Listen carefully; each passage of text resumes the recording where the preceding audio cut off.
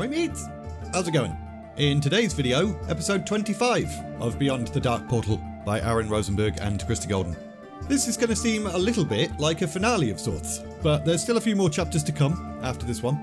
But let's go! Whilst Turalyon and Illyria buggered off to explain the situation to the troops, Khadgar got a move on to try and find the Book of Medivh. Nazul had still been clutching the sceptre of Sargeras when he disappeared through the rift, but that wasn't a big issue. Probably a good thing, really.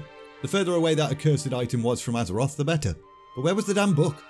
Khadgar then tried his little tracking sense thingy, but there was far too much magic in the air, clouding his ability to sense anything clearly.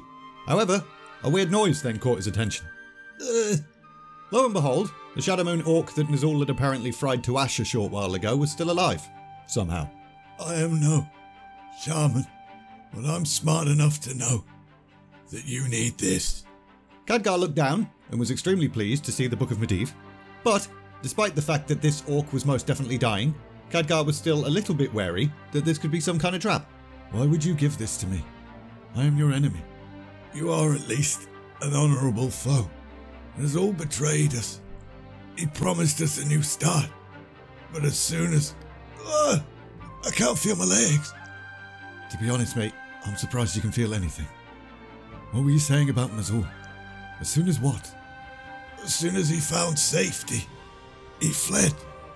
We were nothing to him. The orc's eyes then flashed with one final spark. My last act is to defy him. So take it. Take it, curse you. Make him pay for his treachery. I promise you, we'll do everything we can to stop him. Oberys then died, but there wasn't really any time to make a big song and dance about it. Khadgar now had the book, so he immediately began skimming it, and soon enough, just as suspected, he found what he was looking for. Details about how Medivh had worked with Gul'dan, and how they'd created the rift. He now knew exactly how to close the dark portal. He just hoped he could make it there in time. Luckily, a whole bunch of griffins then appeared, circling above, one of which, mounted by Curdran, then descended, allowing Khadgar to climb aboard. Where are Turalyon and Illyria? Speaking to the troops? Well, they'll have to catch up then. We have no time to waste. To the dark portal. So, off they buggered, flying as fast as they possibly could. Meanwhile, Illyria and Turalyon sat atop a griffin of their own, hovering above the Alliance soldiers on the grounds of the Black Temple. Illyria squeezed Turalyon's waist gently, as a gesture of support, apparently. She knew just how difficult this next bit was going to be for him. Sons of Lothar, months ago, we came through the dark portal, not knowing what awaited us, but knowing that we had to come. We came to stop the Horde, stop them from taking other worlds, just as they tried to take ours. And the moment to do precisely that has arrived. Khadgar has what he needs to close the portal, but this world is in chaos. Azeroth, our home, is in danger, and we must now do everything we can to save it, and the families we left behind. Turalyon paused, and Illyria knew he was very likely burning the face of each and every soldier into his memory. I go to help Khadgar, to protect him, for I'm sure there will be resistance, but you must hold the line here. Turalyon's voice was now cracking, and tears were absolutely streaming down his face cheeks. None of us know what will happen. We may survive this, find a way home, and live to a ripe old age, or we may die here, with this world. If such is our fate, I know each one of you chooses it gladly. For we fight for our world, for our families, our honour. We fight so that others may live free. Sons of Lothar, the light is with you, as it always has been, and always will be. For Azeroth! The soldiers all cheered as Turalyon and Illyria's griffin rose, and then off they buggered as well, off in the direction of the dark portal. Not long later, they arrived to find the scene at the dark portal was mental. Turalyon's prediction that there might be a bit of resistance was correct, and also a massive understatement. Seemed like every remaining clan on the planet had realised that the dark portal was their best bet for survival. But now is not the time to worry about being massively outnumbered. They were not here to win a battle. The priority was to protect Khadgar, whilst he closed the portal once and for all. Do what you have to do. The young/old archmage nodded, raised his hands, and got on with it. Several paragraphs of skirmishes and loud noises and special effects that I don't have the budget for then occurred, with new rifts opening up around the battlefield, causing full-blown cracks and fissures and earthquakes and all sorts of shit. Draenor quite literally was now tearing itself to pieces. And I'm sure you're sat on the edge of your seat, biting your nails and feeling all sorts of terror and suspense. But don't worry, because boosh.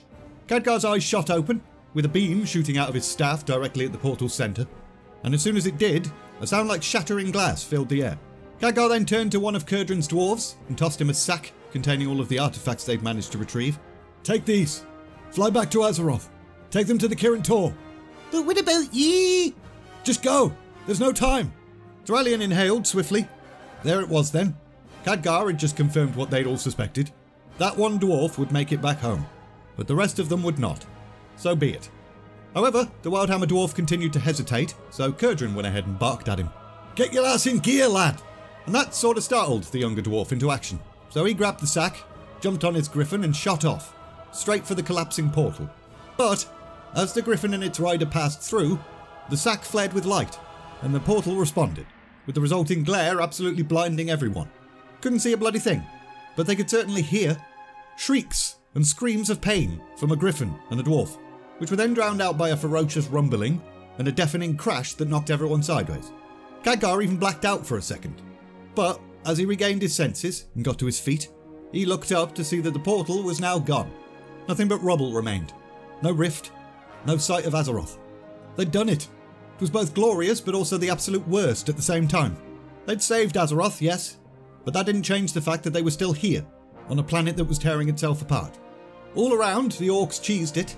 They didn't seem to grasp the concept that there was nowhere for them to run. Quite sad, really. The upheavals of the planet were growing more and more intense with every second. It wasn't long now. What an undignified death, Khadgar thought, having one's brains bashed out by a chunk of earth.